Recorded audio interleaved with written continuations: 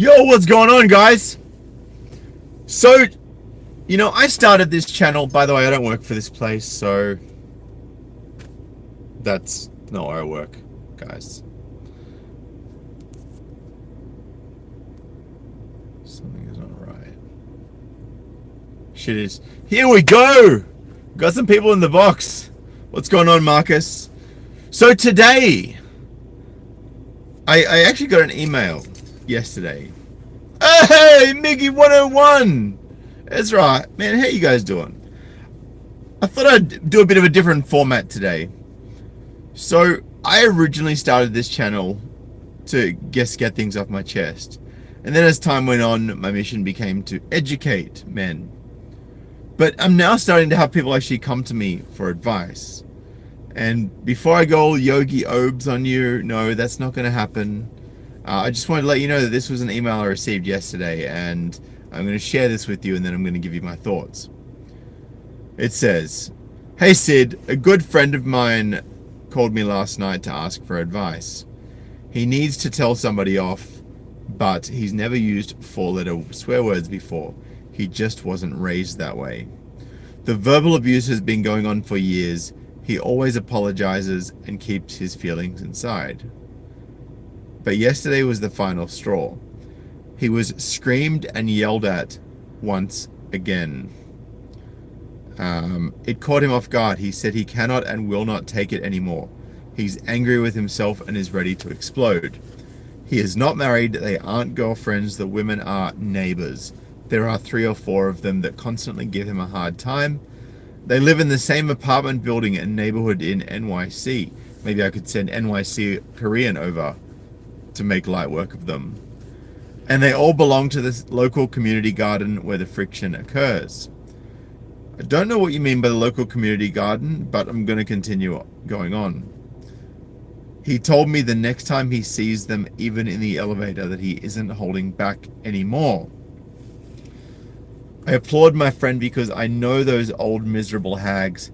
He's an older guy, kind, decent, thoughtful, intelligent, respectful, professional, etc., and is not a violent person. I think there is a time and a place for this in every man's life, and lots of men can relate. Your feedback would be very interesting." Well, to the gentleman that emailed this to me, thank you very much for your question. Looking forward to sharing my answers. So my thoughts on this, and let me just unpack this for a little bit. We as guys, we tend to sort things out for ourselves, and we don't, I guess, typically go to friends for advice unless we're really, really stuck. So this guy sounds like he's really sort of caught up in this.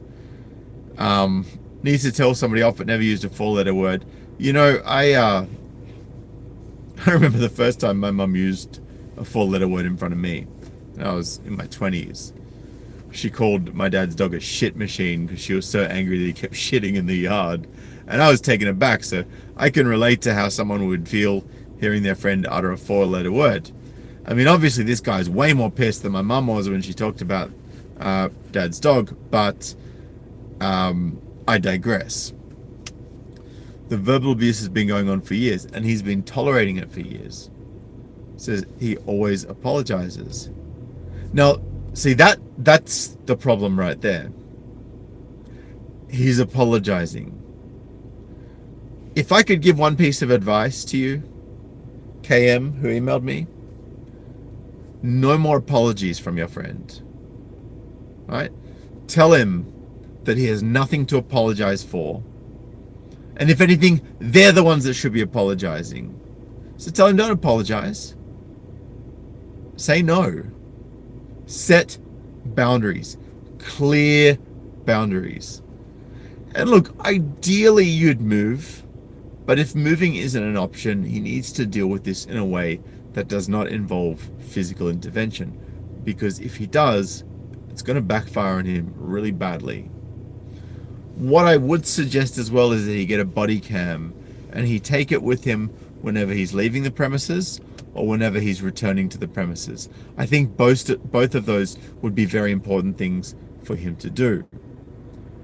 Because until such time as you can create a situation where And I did a video on this ages ago. It was called The Age of Forced Accountability for Women.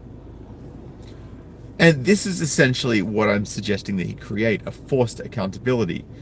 I don't know if this is an aged living facility in terms of the place he lives, but if it is, certainly with enough evidence, they've got to lay some ground rules down, probably by law, I'd imagine. I don't know what the situation is in New York.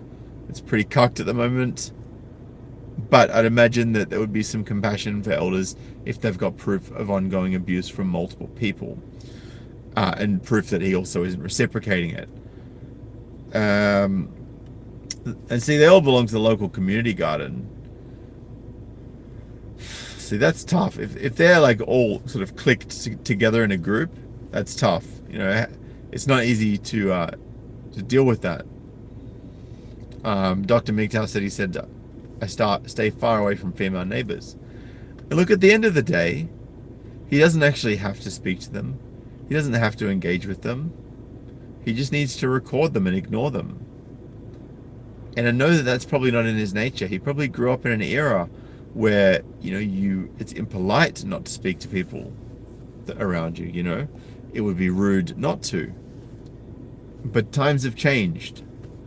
And even the grandmothers have changed, especially the single ones that are living on their own. There's a reason why women from that generation are living on their own. It's because they were the unbearable ones. They were the ones that wanted something else. They were the unsatisfiable ones.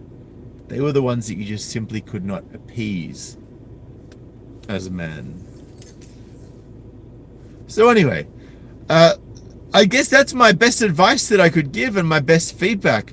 I can definitely understand where he's coming from. I can definitely understand the frustrations, but he needs to play things smart, because at the end of the day, if you don't play the long game, you're going to be the loser. If you do, however, play the long game and use a tactical approach, then you're going to end up in a better position long term, because you've got the dirt on them. You've got the evidence on them, right? And PubTest has just advised me, thank you PubTest, that New York is a single party consent for recording, meaning the recording person must be in the conversation, but you don't need the approval of the other party. So you couldn't essentially bug a room and walk out and record a conversation between people, but as long as you're there, you can record whatever the fuck you want. Confirm that, by the way. Just check out the legislation on surveillance and recording. But if what PubTest said is indeed correct, he is well within his rights to audio record, video record, and, you know, I'd perhaps even with the laws in the States, maybe he's allowed to redistribute that to show them up for the for the useless individuals that they are, the unwanted leftovers. Anyway, guys, tell me what you think of this, and also let me know what you think of this segment, because I've called this Ask Sydney for obvious reasons, and I'm starting to get some questions, and I think it maybe would be a good idea to share my thoughts and approaches with people so they can maybe get a bit of a different perspective. Looking forward to hearing that from you guys. Make sure you drop the comment after this live video finishes. Make sure you smash the thumbs up like Kate Mulvey smashed the wall, and share this with your friends that need to see it. Anyway, guys, if it's your first time here, you want to hit subscribe,